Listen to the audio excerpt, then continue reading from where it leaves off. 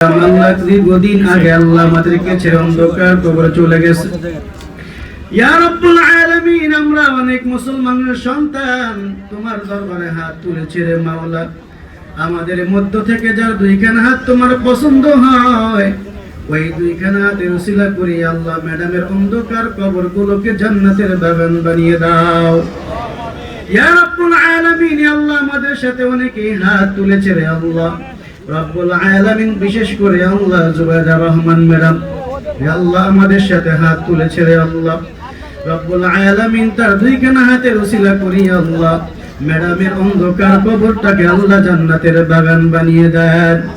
ইয়া রাব্বুল আলামিন, আল্লাহ দেশের জন্য অনেক কাজ করেছে আল্লাহ, দেশের মানুষগুলো তার জন্য দোয়া করে। হে আল্লাহ, তার পরিবারের মধ্য থেকে যারা অন্ধকার কবরে চলে গেছে রে মাওলা, হে আল্লাহ অন্ধকার কবরগুলোকে জান্নাতের বাগান বানিয়ে দেন।